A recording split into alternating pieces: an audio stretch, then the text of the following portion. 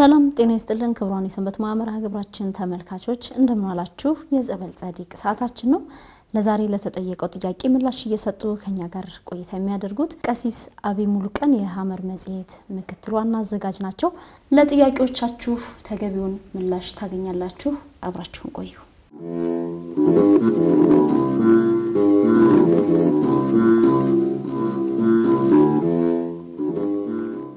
ቀሲስ እንኳን ደህና መጡ እሺ እንኳን ደህና ቆያችሁ እንግዲህ ያው የኒቆዲሞስና የጸበል ጻዲቅ ጥያቄዎች ባንድ ላይ ሆነው ምላሽ የሚያገኙበት ሰዓት ነው ቀደም ሲል ያው በኒቆዲሞስ ከሌላ ቤተ እምነት ሆኖ የሚጠየቁ ጥያቄዎችን ምላሽ እንደምንሰጥ ይታወቃል ያው ከዚሁ ጋር በጸበል ጻዲቅ ዝግጅታችን እንደው ከጸበሉም እየቀመስን እንድንወያይበት ሆኗል ማለት ነው እንግዳችን ስለሆኑ እጅግ በጣም አድርጌ ነው ማመሰግነው ወደ ውይይታችን ከመሄዳችን በፊት በቅድሚያ ጸበል ጻዲቁን ይባርኩልን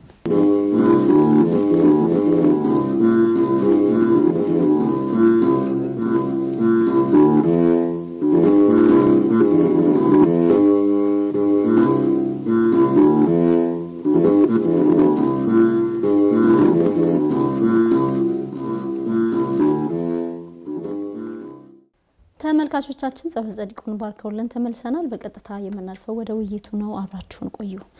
ቀሲስ በድጋሚ ያመሰገንኩኝ ወደ ጥያቄያችን ጥያቄ ልለፍ ከዩኒቨርሲቲ ተመርቄ ከወጣው 1 አመት ሆነኝ ይላል ጥያቄያችን የራሴን ስራ ይዤ ቤተሰብ መርዳት በፈልግም እስካሁን ግን ስራ አጥ ነኝ ታዲያ ከልጅነት ጀምሮ አንድ ጠባይ አለኝ ብዙ ጊዜ ለወላጆቼ የመታዘዝ ልምድ የለኝም እኔ እንዳደርገው ፈልገው ሲያዙኝና ሲልኩኝ ደስተኛ አልሆንም እንዲያውም የተናኩ ያህል ይሰማኝና እናደድባቸዋለሁ ይላል አላከብራቸውም እነሱን የሚያስደስተን ስራ ሰርች አላውቅም ከቤት ተጨቃጭቄ ከወጣው በኋላ ግን ክፉኛ ጸጸታለሁ አለቅሳለሁ ራሴን አረግማለሁ በራሴም አፍራለሁ ተጸጽቼም ተመልሼ ሲሄድ የማስተካከለበትን አቅም አጣለሁ ሁሉ ጊዜ ጸጸት ላይ እንጂ ተግባር ላይ አልገኝም በዚህ የተነሳ በራሴ እናደዳለሁ ምን ይሻለኛል ይላል እንግዲህ ወላጆችህን አክብር የሚለው እንግዲህ የመጽሐፍ ቅዱስ ትእዛዝ ከኔ ጋር አልተስማማም እንዴት ይሻለኛል ነው የሚለው ወንድማችን እንደ ጥያቄውን መንፈስ እንዴት አዩት ቀሲስ እንግዲህ በስመ አብ ወወልድ ወመንፈስ ቅዱስ አሐዱ አምላክ በመጀመሪያ ጥያቄያችንን እናመሰግን ወዳለሁ ነብይ እግዚአብሔር ዳዊት ምክርሰናይ ለኩሉ ዘይገብራ ይላል በዚህ በመዝሙር 110 ከቁጥር 10 ላይ ለሚያደርጋት ሁሉ ምክር መልካም ናት ይላልና ምክር ፈልገው ለጥያቄ ለችግሬ መፍትሄ አገኛለሁ ብለው እኛና ምነው ወደኛ ስለመጡ ላመሰግናቸው ወዳለሁ ጥያቄዎች ላይ ስንነሳ ወይም የጥያቄው መንፈስ ስንነሳ እንደው እርስ በርሳቸው የሚጋጩ ሐሳቦች ሁሉ አሉበት ያው ችግር አይደለ ችግር ነው ይዟቸው የመጣውና 3-4 ጉዳዮችን ማንሳት እንችላለን በመጀመሪያ ስራዬ ቤተሰቦችን መርዳት ሚል አንድ ራሱን የቻለ ጽንሰ ሐሳብ አለው ከዛ ደግሞ ለእናት ለአባት አለመታዘዝ ሚል ደግሞ ሌላ ከዚህ እጅግ ተቃራኒ የሚመስል የሆነም ደግሞ ሌላ ጽንሰ ሐሳብ አለ ይሄንን ባለመቀበል ደግሞ የሚፈጠሩ ንጭንጮች እናደዶች መቆጣቶች ደግሞ አሉት በኋላ ደግሞ መጸጸት ደግሞ አለ ይሄ ያንዳንዱ ከምን መጣ ምንድነው ምክንያቱ እንግዲህ እንዲ ሊሆን ይችላል የሚሉ ጉዳዮችን እናነሳቸዋለን በየንት ለምን እንዲሆነ አንዳንዶቹ ራሱ ተገልጸዋል ምክንያታቸው ለችግሮቹ ምክንያቶች ተገልጸዋል ነዛን አስተካከል የሚሆን የጥያቄያችን ድርሻ አንዳንዶቹ ግን ከዛ ተፈጠረው ችግር በስተጀርባ በርካታ ነገሮች ሊኖሩ ይችላሉና እነሱን ማየት ይችላልና በጽንሰ ሐሳብ ደረጃ እነዚህን 4 ነጥቦች ማንሳት ይቻላል እናት አባትን ለመርዳት ፈቃድ መኖር ግን ደግሞ አለመታዘዝ በዛ ምክንያት ደግሞ መናደድ መቆጣት እንደውም የተበለጥኩ መምሰል ደግሞ አለበት አዛዡ እናት አባት ነው ወላጆች ናቸው የሚያዘዙት ግን እነሱ በማዘዛቸው ደግሞ እኔ የተበለጥኩ ይመስለኛል ለሚል ደግሞ የበታችነት ስሜት አለ ያንን ባለመፈጸሙ ግን የሚመጣ ደግሞ ቁጭት ጸጸትና ራስን መጥላት ራስን መረገም የሚባሉ ጉዳዮች አሉት ከመጀመሪያው እንነሳ። እንግዲህ ስራዬ እናት አባቶችን መርዳት ማገዝ ፈልጋለሁ ይላል። መልካም ሐሳብ ነው። ምንም ማጠናከሪያ የመጽሐፍ ቅዱስ ቃላትን ጨምርላቸው ካልሆነ በስተቀር ጥሩ ነው ምንላቸው አለ። ግን እዚህም ጋር ደግሞ የሚነሳ ነገር አለ። ከዩኒቨርሲቲ ከተመረኩና ከወጣሁ 1 ዓመቴ ነው። ስራ አጥ ነኝና የአጠቃላይ የሀገሪቱን አጠቃላይ የወጣቱ ሜንታሊቲ ማየትም ይጠይቃል። በቃ ተመረቀ ከዛ በኋላ የሆነ መንግስት ተቋም ላይ ወይም የሆነ ተቋም ላይ ተቀጥሮ መስራት የሚፈልግ ትውልድ ነው ያለውና ይሄ በራሱ እንግዲህ የጠያቂያችን የግል ችግር ብቻ ላይሆን ይችላል። እንደ አጠቃላይ የብዙዎቹ የወጣቶቹ የስነ ልቦና ውድቀት የስነ ልቦና ቀውስ እዚህ ጋር ነው ያለው። ስነ ልቦና ቀውስ ነው። ለምንድነው ችግር አለው? ለምንድነው ሌላ ነገር ማሰብ ያልቻለ? የሚገርመው ከ1 እስከ 12 እንደው የቅድመ አንደኛ ደረጃ እንኳን ብንተወው የአጸደ ህጻናት የሚባለው አሁን እንጂ ለብዙዎቹ አክሰሲብል ስላልሆነ 12 ዓመት ተምረዋል። ከዛ ደግሞ ዩኒቨርሲቲ 3 ዓመት ወይም እስከ 3 እንደየ ዲፓርትመንታቸው ባይገልጹትም እንደየ ዲፓርትመንታቸው 3 ዓመት ብቻ ሚኒመም 3 ዓመት ነው። ይሄን እንኳን ብናደርገው 15 ዓመት ማለት 15 ዓመት ተምሮ ግን ባርነትን የሚያስመኝ ትምህርት ማለት ነው። ባርነትን የሚያስመኝ ተቀጣሪነትን የሚያስመኝ እንዲህ አይነቱ ስነ ልቦና ከምን የመጣብን? ይሄን ያለፍቶ የራሱን መምራት የማይችል ስነ ልቦና ከሆነ የፈጠረው ምንድነው የተለየነሱ መማሩ የሚለውን ሁሉ እምናነሳበት ፋርዘር መታየት ያለበት ማለት ነው። እና እሱን ጭምር ቆም ብሎ እንዲያስቡት ያለ። ከዛ ውጭ ግን ቅድም እንዳልኩት ሐሳቡ ጥሩ ነው። አንዱ በእግዚአብሔር አምላካችን ለሙሴ ከሰጠው ከ10ቱ ትእዛዛት አንዱ እናት አባትን አክብር ትልቁ እድሜህም እንዲረዝም ይላል። እግዚአብሔር በሚሰጥ በምድር ላይ እድሜህ እንዲረዝም እናት አባትን አክብር። ለዚህ ያንን ከግምት ውስጥ ያስገባ ነው። እናት አባቱን መርዳት ትልቁ በቃ የልጅነት ግዴታው ነው። የልጅነት ግዴታው ነው። ሐዋርያው ቅዱስ ጳውሎስ ለጢሞቴዎስ በላከው መልእክቱ አንደኛ ጢሞቴዎስ ምዕራፍ 5 ቁጥር 8 ላይ እንዲህ ነው የሚለው ወዘሰይህሊ ለቤተሰቡ ወዘሰይህሊ ለቤቱ ወይያድ ወይገድፍ አዝማዲሁ ለቤተሰቡ ለእናት ለአባቱ የማያስብ መተርጉማኑ ራቅ አድርገው አዝማዲሁ የሚለውን እናት አያቶቹን ማይደግፍ ሚጥል ማይንከባከብ ብለዋልና ይሄን የሚያደርግ ሰው ቢኖር ከማያምኑት የከፋ ሃይማኖቱን የካደ ነው ይላል። እዚህ ለቤተሰብ ማሰብ ለወላጅ ማሰብ ለዘመድ ማሰብ መጽሐፍ ቅዱሳዊ ነው። ሰባዊ ግዴታ ነው። የልጅነት ግዴታው ነው። ይሄን ማሰቡ ጥሩ ነገር ነው። ይሄንን ለማድረግ ያሰበበት ነገር ግን እሱ ጋር ማየት ያለበት ነገር ነው። እስከመቼ ድረስ ነው ተቀጥሬ ነው መሰራው ሚለውን ማሰብ ያለበትና አብሮ ይሄንን ቢያሰብ ሁሉ ጊዜ ስራጥነ ያለ ስነ ልቦናው እንዳይጎዳ ማለት ነውና መፍከረ ጥበብ ሰሎሞን ደጋግሞ እናት አባትን መርዳት እንደሚያገባ ይናገራል። በዚህ በምሳሌ መጽሐፈ ምሳሌ ምዕራፍ 23 ከቁጥር 22 ላይ የወለደህን አባትን ስማ እናትንም ባረች ጊዜ አትናቃት ይላል ይባላል። እንደውም በኢትዮጵያውያን አባባልም የእናትና የብር አሮጌ የለውም ይባላል አይደለ? አው ምን ብታረጅ ምን ብትደክም አሮጌ የለውምና ስታረጅ ደከመች ብለ እንዳትጥላት እንዳትንቃት እንዳታቃልላት ለዚህ አክብር ተንከባከብ እርዳ ይላልና ይሄ አንዱ ትልቁ ነገር ነው። እንደዚሁ አሁንም ጠቢቡ ሰሎሞን በመጽሐፈ ምሳሌ ምዕራፍ 10 ከቁጥር 1 ላይ ጠቢብ ልጅ አባቱን ደስ ያሰኛል ሰነፍ ልጅ ግን እናቱን ያሳዝናል ይላል። ደስ የሚያሰኘው ደግሞ ሲደክሙ ጉልበታቸው ሲደክሙ የሚገንዘባቸው እያለቀ ሲሄድ አይዞህ አባቴ አይዞሽ አባቴ በማለት በመርዳት ነው እናት አባቱን የሚያስደስተውና ይሄ ትልቅ ጉዳይ ነው። ግን አሁንም ቆም ብሎ ጠያቂያችን ማየት ያለበት ግን ሁሉ ጊዜ ተቀጣሪነትን ሁሉ ጊዜ እንደዚያን ሁሉ ጊዜ ስራ አጥነኝ የሚለውን ነገር ለምን ያመጣዋል የሚለው። ከዛ ውጪ ወደ ሁለተኛው ጽንሰ ሐሳብ ስንመጣ ልክ መርዳት እፈልጋለሁ ይልና ግን አንድ ደግሞ ከልጅነት ጀምሮ የነበረ ጠባይ አለ። እናት አባቶቼ ሲያዝዙኝ አልታዘዝም ማለት ካኮ መርዳት የግድ 1 2 3 ተብሎ ወይም ከኪስ ተመዞ ወይም ከባንክ ተመዞ አካውንታችሁ ላይ አስገብቼላችኋለሁ በሚባል ብር ብቻ ነው ማለት ነው። ኢየሱስ ነልቦና እሱ ግንዛቤ ማለት አሁን እናት አባትን መርዳት ማለት በቃ ብር መስጠት ነው ወይ ቤታቸውን ማደስ ነው ወይ ልብስ መግዛት ነው ወይ የወርቅ ቀለም መስጠት ነው ወይ ደግሞ በዓል ሲደርስ ደግሞ የበዓል መዋያ መስጠት ነው ብቻ ከቁሳዊነት ብቻ ነው ያየው እሱ ስጦታ በዚህ አይደለም በቤተ ክርስቲያን የአስራት ትምህርት ገንዘብ ብቻ አይደለም አባታችን አብርሃም በኦሪት ዘፍጥረት ምዕራፍ 14 ላይ ለመልከጼዴቅ ካለው ሁሉ ነው የሚለው ካለው ሁሉ አሁን ይሄ አስራት አይደለም ግን ለእናት ለአባቶቹ የሚታዘዘው ከጊዜው ከጉልበቱ ከውቀቱ ከሐሳብ ሁሉ ነው የሚያገዛቸው እንጂ ብር በመስጠት ብቻ አይደለም ልብስ ይሄማ በቃ ይሄ ምናልባት የዘመኑ የማቴሪያሊስት የሚባለው ዘመን ሊሆን ይችላል የጣለብን በቃ ቁሳዊነት ቁስ ላይ በቃ የሚሰጠው ቁስ ነው ስማ እኮ ያልፋል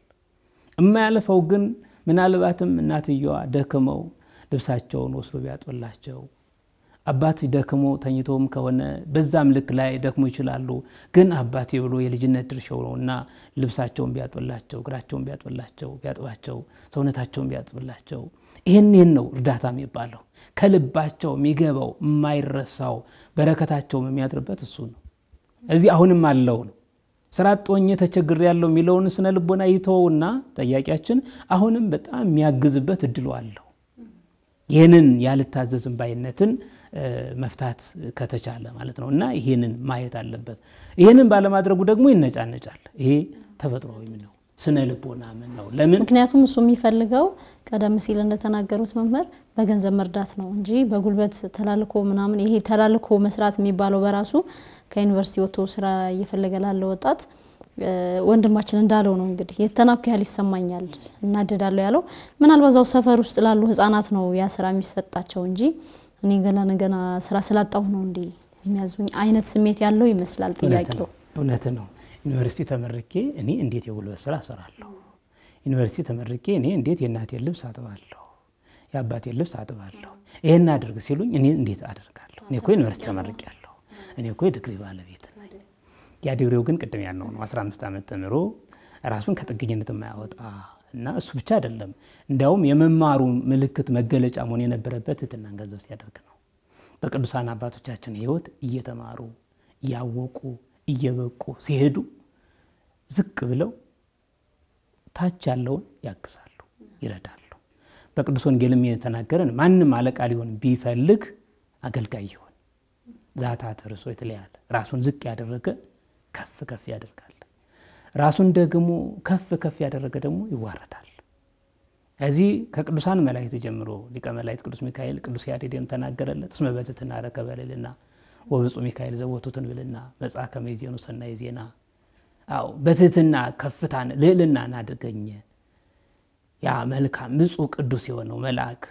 ትሕትናውን ስለዚህ በትሕትና ነው ክብር የሚገኘው እንጂ በልዕልና አይደለም ራስን ዝቅ በማድረግ ነው መድኃኔዓለም ኢየሱስ ክርስቶስ ተንበርክኮ የደቀ መዛሙርቱ እግር ያጠበው ትሕትናን እያስተማረን ነው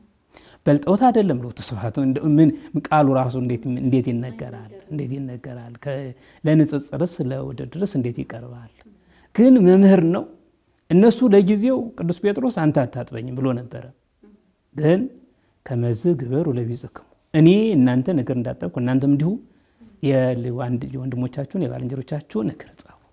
ስለዚህ መማርንም እንኳን ከአይምሮአቸው ጋር አስገብተው ከሆነ የመማር ምልክቱ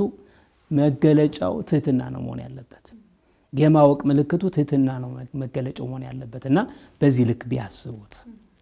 ከዛ ውጭ ግን መነጫነጩ አንደኛ ህሊና የሚባል ዳኛ አለ ያኮ ለምንድነው የሚነጫነጨው እንደው ቀስ ካነሳ ነው አይቀር መቼም የብዙዎቻችን ጥያቄ ነው በርግጥ የሆነ ነገር ፈልገን ሳይሳካልን ሲቀር የዛን ቁስል ይዘን ሌላው ነገር ላይ ነገሮችን የማበላሸት ነገር በሁላችንም ህይወት ውስጥ ጎልቶ ይታያልና አንደኛ ቤተሰቦቹን አረዳም ባለመርዳቱ የተነሳ ደግሞ ያንን ስራጥነቱን ሰበብ አድርጎ የረዳቸው ያገዛቸው አይደለም ቀደም ሲል እንዳሉት በጉልበቱም የረዳ አይደለም ልጁ ከዛ ጋር ታይዞ ደግሞ ሌላ የባሰ ነገር መነጫነጭ ከዛም ደግሞ መናደድ ከዛም ደግሞ ብቻውን ሲሆን ደግሞ መመጸጸትም ጭምራለና እንደው ለምንድን ነው ይሄ የሚሆነው አው እንግዲህ አንደኛው ምክንያት እንግዲህ ጠያቂያችን ራሱ ያነሳው ይመስለኛል ስራጥ ነው ይሄ ሜንታሊቲ ከባድ ነገር ነው የሚሆነው እንፈልገው ነገር አለ ማግኘታችን ተባሮ ነው እንጂ ሚለው ደግሞ ሌላው ጎረቤት አለ ደግሞ ስራት ደካማ ቢሆን ነው እንጂ ልክስክስ ቢሆን ነው እንጂ ጎረቤት አለ እኮ የነከሌ ልጆች እኮ ሚል ደግሞ ስም ደግሞ አለ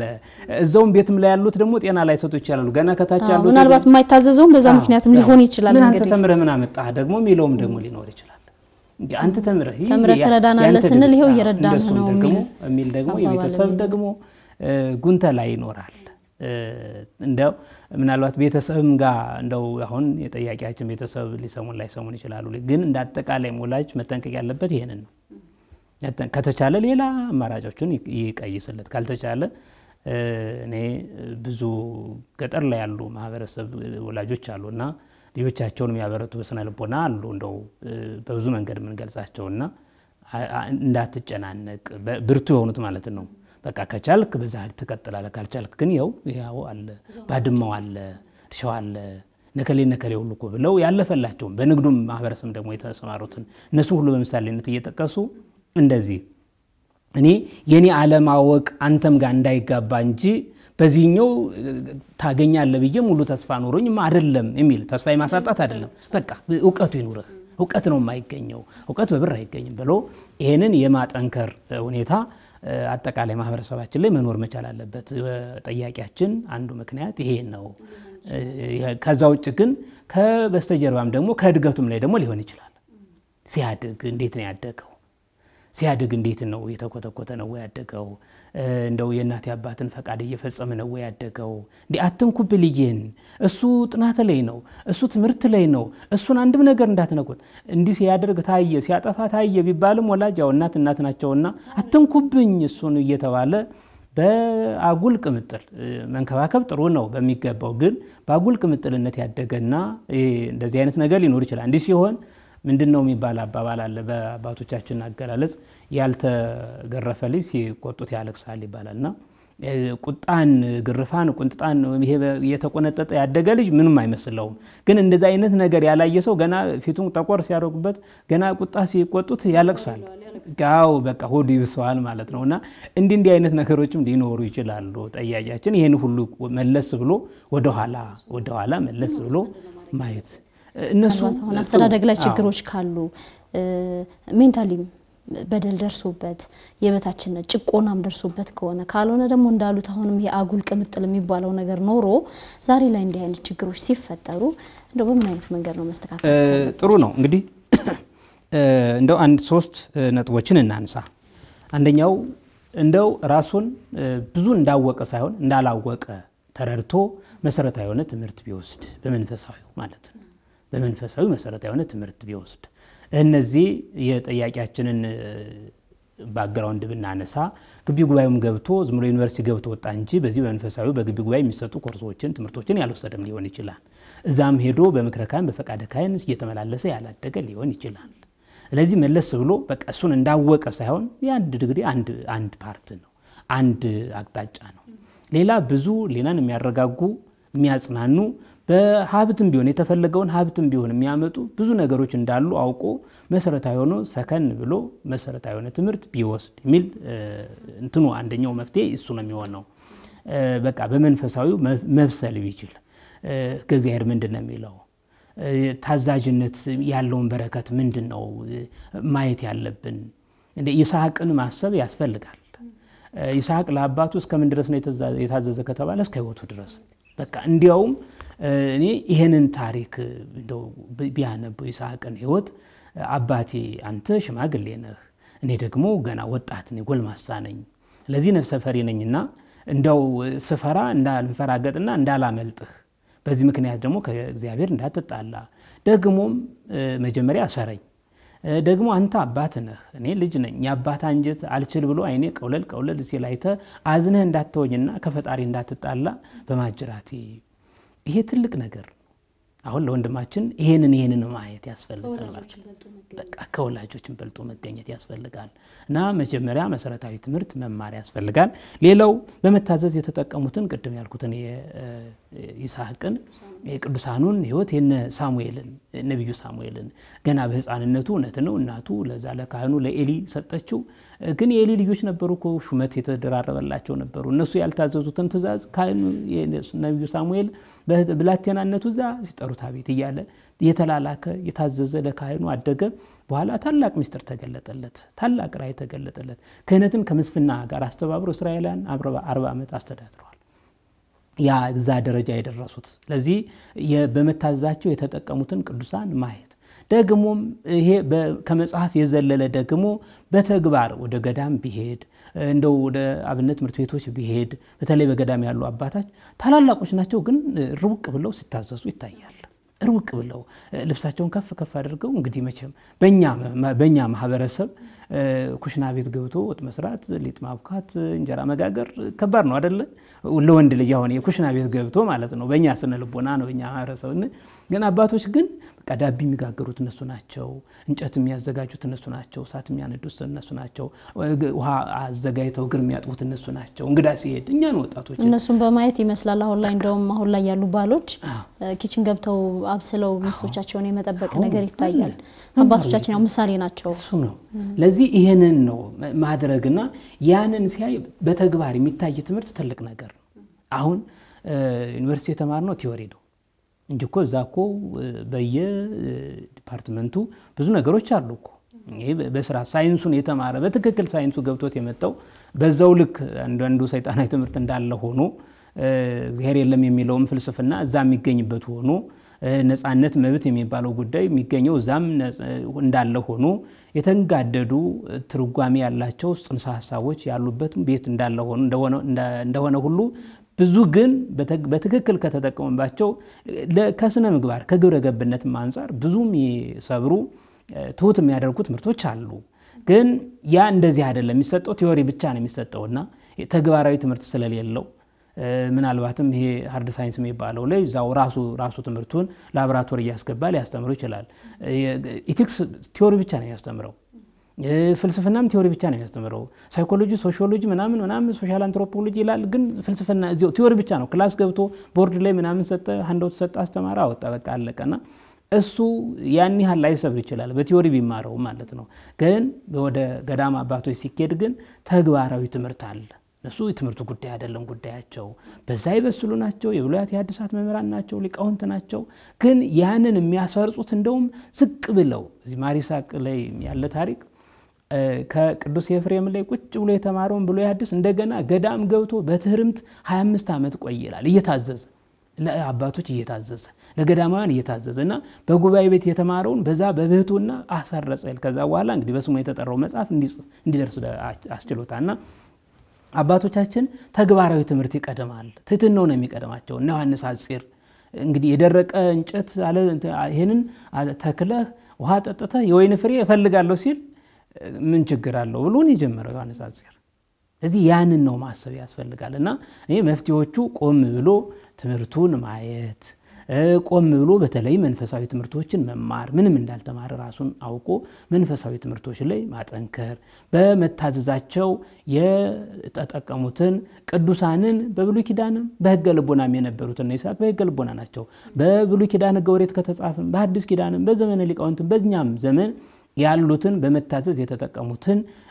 ቅዱሳትን መጻሕፍትን ማንበብ ወደ ገዳምን በመሄድ ደግሞ ተግባራዊ የሆነውን ትምህርት መውሰድ ይሄ ትልቁ መፍትሄ ነው ብዙ ነገር ስለሚያጸናለት ማለት ነውና ያለውን ነገር የሚነጫነጭበትን ሁሉ ያርቀዋል ይሄ ባህሪ አይደለም ጠባይ ነው በርግጥ ጠያቂያችን መልከት ጠባይ ነው ወደ ቤተክርስቲያን እሱን ማድረግ በምክረ ካህን በፈቃደ ካህን እየተመላለሱ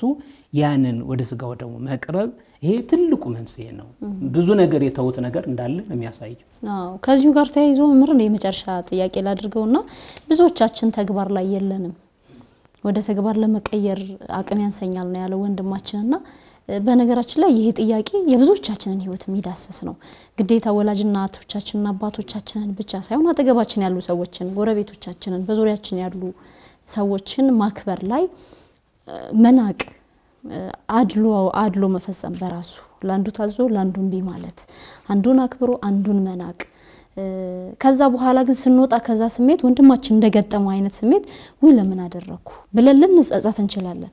ግን ደግሞ ተመልሰንም ያንኑ ስራ ስንደግመው ስንሰራው ሰዎችን ስናንቋሽሽ ከፍ ዝቅ ስናደርግ እንገናኛለንና እንደው ይሄን ባህሪያችን እንዴት ነው መግራት የምንችለው? እውነትም ዞር ስንል ሲጸጽተን የነበረውን ነገር ወደ ተግባር አምጥተን ሁለተኛ ያንን እኩይ ተግባር ላለመድገም እንደው ልንጀምር የሚገባው ጉዞ ምንድነው የሚመስለው? እንግዲህ ጥሩ ነው። አሁን እንደዛ እንድንሆን የሚያደርገን በራሱ ህሊና የሚባል ቅድም ያዘቀስኩት ህሊና የሚባል ዳኛ አለ። ሰው ምንም ህግ ባይጻፍለትም ህጉ አለ ህሊናው ላይ። እንደውም አባቶቻችን የሚሉን አዳም ሲፈጠር መጽሐፍ አልተጻፈለትም። በመጽሐፈ ሄኖክም ላይ ሰው ለዚህ አልተፈጠረምና በነጭና በጥቁር ቀለም በተጻፈ ሃይማኖትን ሊያጸና አልተፈጠረም፣ እንደ መላእክት ንጹሃን ቅዱሳን ሆነው በዚያ ፊት ይኖሩ ዘንድ ነው እንጂ ነው የሚለውና ግን ልክ አዳም አታድርግ የተባለውን ሲያደርግ ዕውቀቱ ተከፈለበት። እዚህ ህሊናው ላይ የተጻፈውን ህግና ትእዛዝ ማንበብ አልችል ሲል ነው እግዚአብሔር ብራና ዳምጦ እንግዲህ በሚታይ ህግ የተጻፈለት ማለት ይሄ እዚህ ከመጻፉ በፊት እኛ ጋር አለ ማለት ነው። አዋቂ አይምሮ የሚባለው ገና አዳም ሲፈጠር የተሰጠው አዋቂ አይምሮ፣ ነፃ ፈቃድ፣ ኃላፊነትን ሰጥቶ ፈጠረው የሚለው ማለት ነውና እዚህ ያ ህሊናው አለው። የሚጸጽተው ለዛ ነው። ግን ያንን እንዳያደርግ ደግሞ የሚያስተውላቸው ነገሮች አሉት። ተግባር ነው፣ ምንም ጥያቄ የለውም። ተግባር የሌለው ዕውቀት ምንም ትርጉም የለውም። ተግባር የሌለው ሃይማኖት ምንም ትርጉም የለውም። ሐዋርያው ቅዱስ ያዕቆብ በያዕቆብ መልእክት ምዕራፍ 2 ከቁጥር 17 ላይ ስራ የሌለው እምነት ቢኖር በራሱ የሞተ ነው ይላል። ይሄን በምሳሌ ሲገልጥልን ቁጥር 26 25 እና 26 ላይ ሲደርስ እዚሁ ምዕራፍ 2 ያዕቆብ መልእክት ምዕራፍ 2 ላይ በምሳሌ ነው የሚገልጸውና ከመስጋ ዛልው መንፈስ መጉት ሁቱ ከማሁ ሃይማኖትን እንታልዋቲ መጋረሰናይ መጉት የተለየ ከስጋ የተለየ ነፍስ የተለየው ስጋ በድን ነው የሚባለው አስከሬን ነው የሚባለው። መቼም ነፍስ ከተለየ በኋላ አባ ከሌ ወይም በማዕረግ ስሙ ከሌ ተብሎ አይደለም የሚጠራው፣ አስከሬን በድን ነው የሚባለው። እንደዛ ሁሉ ምግባር የተለየው ሃይማኖትን በራሱ የሞተ ነው ይላል። ለዚህ ወደ ተግባር ማን ቀይረው ከሆነ ብናቀውም የሞተ ነው ማለት ነው። ብናቀውም እንዲያውም ባለመድረጋችን ደግሞ እንጠየቃለን። ይሄው ሐዋርያው ቅዱስ ያዕቆብ ወዘሰ ያምራ ለጽድቅ ወይገብረ ኃጢአተ ተከውኖ መልካም ነገርን አውቆ የማይሰራት ቢኖር ኃጢአት ትሆንበታለች። እኛውን አባቶቻችን ካህናትም ሲናዘዙን በሐልዮ በነቢብ በገቢር ነው አይደለም የሚሉት። ኃጢአት የምንሰራው በማሰብ በመናገር ግን ይሄ ብቻ አይደለም። መልካም ነገር ልናስብበት አይምሮአችንን ተሰጥቶን መልካሙን ነገር ባለማሰባችን እንጠየቃለን። መልካሙን ክፉ መስራት ብቻ አይደለም ማለት ነው፣ ወይም ክፉ ማሰብ ብቻ አይደለም ማለት ነው። መልካም ነገር ልንናገርበት አንደበታችን ተሰጥቶን ምንም ክፉም ባንናገር መልካሙን ነገር ልንናገርበት የታደልነውን የተሰጠነውን አንደበት ባለመጠቀማችን እንጠየቃለን። መልካም ነገር ልንሰራ ማለትም መናገር ባለብን አግባብ ካልተነገርን ኃጢአት ነው። ዝምታ በራሱ ኃጢአት ይሆናል። ዝምታ በራሱ ማለት ነው። አባ አጋቶን የሚባል ቅዱስ አልናገርም ብሎ በአፉ ድንጋይ ጎርሶ ኖረና አንተ መናፍቅ ብዙ ነገር አለው። አንተ ዝሙተኛ፣ አንተ ምናምን፣ አንተ አጭበርባሪ ምናምን ዝም አለው። በምግባራቸው ቅዱሳን ደካማ ነን የሚሉ አንተ መናፍቅ ሲሉት ግን ድንጋዩን አወጣና መናፍቅስ አይደለሁም አለ። አሁን መናገር አለበት ማለት ነው። ለዚህ ነው ነብዩ ኢሳይያስ ዳዊትም አመንኩ በዘነበኩ በመናገረው አምናለሁ የሚለው። ምናምነውን መናገር አለብን፣ የምንናገረውን ደግሞ አምነን መተግበር መቻል አለብን ማለት ነው። ስለዚህ እጃችን ልንመጸውትበት፣ በጎ ስራ ልንሰራበት፣ መጻሕፍትን ልንጽፍበት፣ አይናችን ልናነብበት ነው የተሰጠን። ይሄን ሁሉ አለማድረግ ክፉ ማየት ብቻ አይደለም፣ ይሄን ሁሉ አለማድረግ በራሱ ለዚህ ነው መልካም ነገርን አውቆ የማይሰራ ኃጢአት ትሆንበታለች የሚለው ያዕቆብ እንትን ይሄ ነውና መልካም ነገርን ባለመስራታችን እንዴት ልተግብረው የብዙዎቻችን ችግር ሊሆን ይችላል። የማይተገበር ነገር ግን አይደለም፣ የማይቻል ነገር አይደለም። እንዴት እንቻል ነው ጥያቄው። እሱን እንዴት እንቻል ነው እንግዲህ እንደየንት ነው። አንድ ጊዜ አይቻልም፣ እንደያቅሙ ከትንሽ ነገር መጀመሪያ ችግሩን መረዳት። አሁን ችግሮችን እንዲ ያል ስንዘረዝራቸው ነበር። ይሄ መናገር በራሱ ወንድማችን ይሄን ጥያቄ አውጥቶ ተናገረው ማለት የመፍትሄው አንድ አካል ነው። አውጥቶ መንገሩ በራሱ አጥኞችም የሚሉት ችግርን ማወቅ የመፍትሄው 50% ነው የሚባለውና ችግሩን ማወቅ ለችግሮቹ መፍትሄ ይሆናሉ የሚላቸው በተረዳቸው መንገድ ከትንሽ ወደ እንትን ብሎ ከቀላል ወደ ከባድ መጥቀስ፣ ከዛ በኋላ ከሚችለው መጀመር። አሁን ከምንም ካልጀመረ አልጀመረም ነው። አሁን ጀምሯል ማለት ነው። ችግሩን እያወጣ ነው እየተናገረው። አሁን የምንናገራቸውን የሚከታተልን ከሆነ ልክ ከትንሹ ይጀምር፣ ዛሬውኑ ይጀምር፣ ነገውኑ ይጀምር። ከዛ በኋላ እንዲያለ ያደገ ይላል። በአንድ ጊዜ ሮማ አንድ ቀን አልተሰራችም ይባላል አይደል? በአንድ ቀን የሚሰራ ቤትም የለም፣ በአንድ ጊዜ የሚያልቅ ነገርም የለም። የቅዱሳን ሕይወትም እዛ 10ኛው የቅድስና ማዕረግ የደረሱትም በአንድ ቀን አይደለም፣ በብዙ ተጋድሎ ነው፣ በብዙ ህይወት ነው በብዙ ጣውረድ ነው ስለዚህ መታዘዝም በራሱ በረከት እንደሚያሰጥ ማወቅ መረዳት ከዛ ከትንሹ መጀመራል እንደውም ለትንሹ መታዘዝ ለወዳጆቻችሁማ ብታደርጉት ምን